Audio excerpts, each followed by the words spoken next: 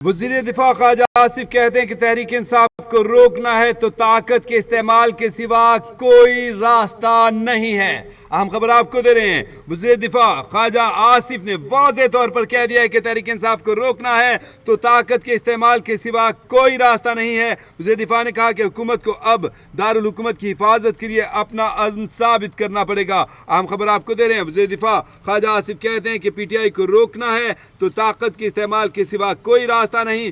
हुकूमत को अब दारुल हुकूमत की हिफाजत के लिए अपना अज़्म साबित करना पड़ेगा। वज़ीर दिफा ख्वाजा आसिफ ने कहा कि अगर PTI वाले यहाँ आकर बैठ जाते हैं तो ये मुल्क के लिए एक बहुत बड़ा धचका होगा।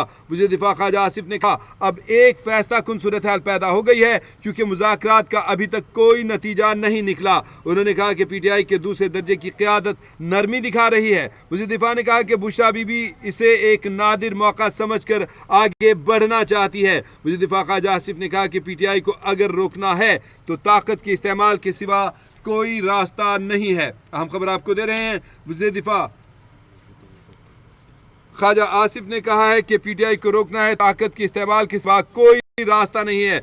निजी TV से गुफ्तगू करते हुए वज़ीर दिफा ख्वाजा आसिफ ने कहा कि हुकूमत को अब दारुल हुकूमत की हिफाजत के लिए अपना अज़्म साबित करना पड़ेगा। उन्होंने कहा है कि अगर PTI वाले यहाँ आकर बैठ जाते हैं तो ये मुल्क के लिए एक बड़ा धचका होगा। उन्होंने कहा कि एक फैसला कुन सूरत हाल पैदा हो गई है क्योंकि मुज़ाकरात का अभी तक कोई नतीजा नहीं निकला। आपको बताएं कि वज़ीर दिफा ख्वाजा आसिफ ने कहा कि PTI के दूसरे दर्जे की क़यादत नरमी दिखा रही है। वज़ीर दिफा ख्वाजा आसिफ ने निजी TV से गुफ्तगू करते हुए कहा कि बुशरा बीबी इसे एक नादिर मौका समझकर हाथ से गंवा नहीं चाहती, आगे बढ़ना चाहती है। उन्होंने कहा कि PTI को अगर रोकना है तो ताकत के इस्तेमाल के सिवा कोई रास्ता नहीं है।